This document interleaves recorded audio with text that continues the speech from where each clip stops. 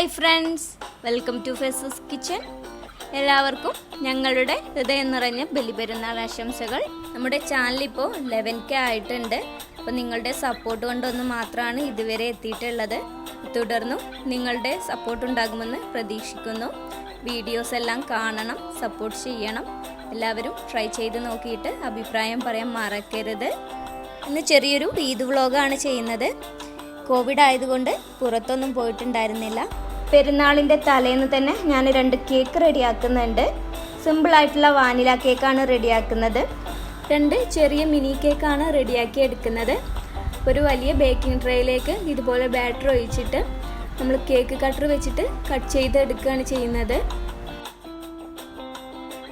ഇനി നമുക്ക് cake icing ചെയ്യാനുള്ള വിപ്പിംഗ് ക്രീം കൂടി റെഡിയാക്കി എടുക്കാം. അപ്പോൾ നമ്മുടെ വിപ്പിംഗ് ക്രീം ഇവിടെ റെഡി ആയിട്ടുണ്ട്. അതുപോലെ കേക്ക് ബേക്ക് ചെയ്ത ശേഷം ഇതുപോലത്തെ ഒരു കട്ടർ വെച്ചിട്ടാണ് ഞാനിത് കട്ട് ചെയ്തെടുത്തിട്ടുള്ളത്. ഇനി നമുക്കിതൊന്ന് ഐസിങ് ചെയ്തെടുക്കണം. 250 ഗ്രാമൊക്കെ വരുള്ളൂ കേട്ടോ ഓരോ കേക്കും. അത്ര ചെറിയ കേക്കാണ് റെഡിയാക്കുന്നത്.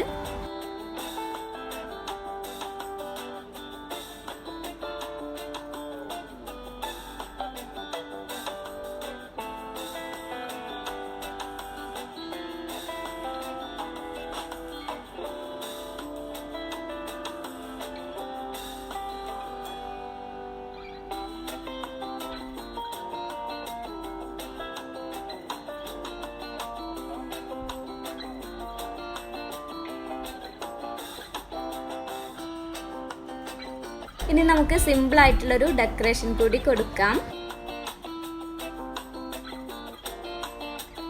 കുറച്ച് സ്പ്രിങ്കിൾസ് ഇതിന് മുകളിലായിട്ട് ഇട്ട് കൊടുക്കുന്നുണ്ട്. പിന്നെ വേണമെങ്കിൽ 2 ചെറി കൂടി വെച്ച് കൊടുക്കാം. നമുക്ക് എങ്ങനെ വേണമെങ്കിലും ഡെക്കറേഷൻ ചെയ്തെടുക്കാം കേട്ടോ. അപ്പോൾ ഞാൻ 2 കേക്കാണ് റെഡിയാക്കി എടുക്കുന്നത്. അപ്പോൾ അടുത്ത കേക്കും റെഡി ആയിട്ടുണ്ട്. സിമ്പിളായിട്ടുള്ള വാനില കേക്ക് 2ഉം ഇവിടെ റെഡി ആയിട്ടുണ്ട്. അതിനുശേഷം മോൾക്ക് ചെറിയ രീതിയിൽ കയ്യിലും മൈലാഞ്ചിയൊക്കെ ഇട്ട് കൊടുത്തു.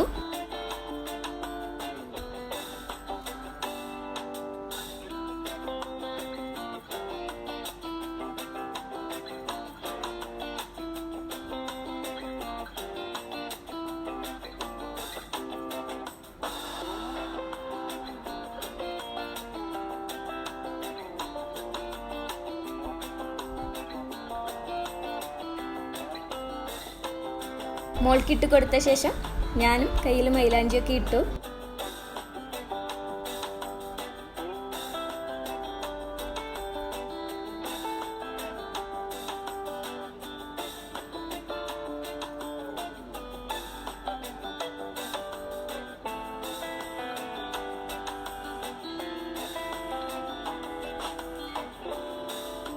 പെരുന്നാളിന് ഉച്ചക്ക് കീ ബിരിയാണിയാണ് റെഡിയാക്കുന്നത്. ഇതിൻ്റെ വീഡിയോ ഞാൻ മുമ്പ് അപ്ലോഡ് ചെയ്തിട്ടുണ്ടായിരുന്നു.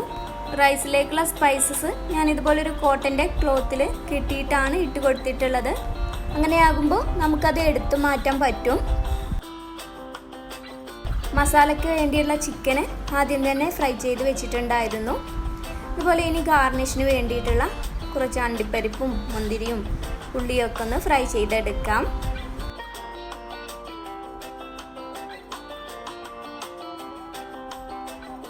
നൈബേഴ്സിനും ഫ്രണ്ട്സിനൊക്കെ കൊടുക്കാനുള്ളത് കൊണ്ട് കുറച്ച് കൂടുതൽ ബിരിയാണി റെഡിയാക്കുന്നുണ്ട്.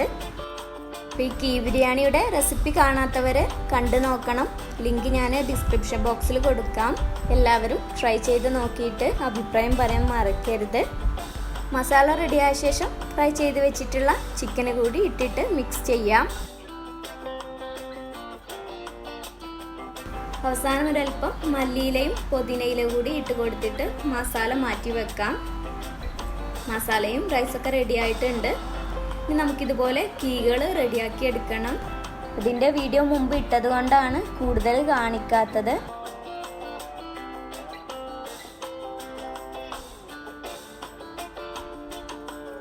ഇലയുടെ താഴെ ഫോയിൽ പേപ്പർ വെച്ചിട്ടുണ്ട്. ഫ്രണ്ട്സിനൊക്കെ കൊടുക്കാനുള്ളതല്ലേ, അപ്പോൾ ഇല പൊട്ടിപ്പോകണ്ടെന്ന് വെച്ചിട്ടാണ് ഫോയിൽ പേപ്പർ വെച്ചിട്ടുള്ളത്. ഇനി ഇതൊന്ന് ആവിയിൽ വേവിച്ചെടുക്കണം. ഇതിൻ്റെ കൂടെ ഞാൻ സേമിയ പായസമാണ് റെഡിയാക്കിയിട്ടുള്ളത്. കുറച്ച് അണ്ടിപ്പരിപ്പും മുന്തിരിയൊക്കെ നെയ്യിലൊന്ന് വറുത്തിട്ട് കൊടുത്താൽ മതി. ഇതിവിടെ റെഡി ആയിട്ടുണ്ട്. അപ്പോൾ ഇതൊക്കെയാണ് ഞാൻ റെഡിയാക്കിയിട്ടുണ്ടായിരുന്നത്. കൂടുതൽ വിഭവങ്ങളൊന്നും റെഡിയാക്കിയിട്ടില്ല. കീ ബിരിയാണിയും സേമിയ പായസം, അതുപോലെ കേക്ക്, പിന്നെ റേത്തയും ബിരിയാണി ചമ്മന്തിയുമാണ് റെഡിയാക്കിയിട്ടുണ്ടായിരുന്നത്.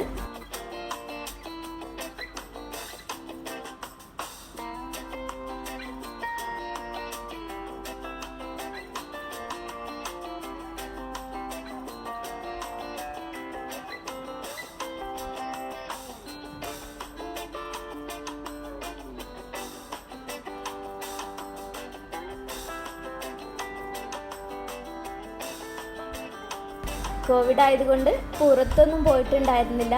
അതുപോലെ നമ്മൾ ഫുഡൊക്കെ ഉണ്ടാക്കിയിട്ട് അവർക്ക് കൊടുത്തയക്കുകയാണ് ചെയ്തിട്ടുണ്ടായിരുന്നത്.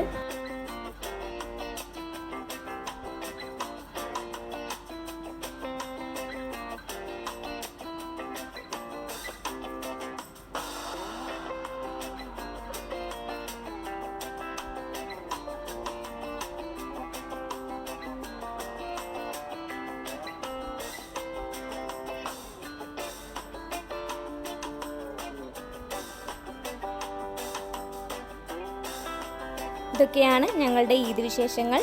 അപ്പോൾ വീഡിയോ ഇഷ്ടമായെങ്കിൽ ലൈക്ക് ചെയ്യുക, ഷെയർ ചെയ്യുക. അതുപോലെ ചാനൽ ഇതുവരെ സബ്സ്ക്രൈബ് ചെയ്യാത്തവരാണെങ്കിൽ സബ്സ്ക്രൈബ് ചെയ്യുക. അപ്പോൾ അടുത്തൊരു അടിപൊളി റെസിപ്പിയുമായി വീണ്ടും കാണാം. താങ്ക്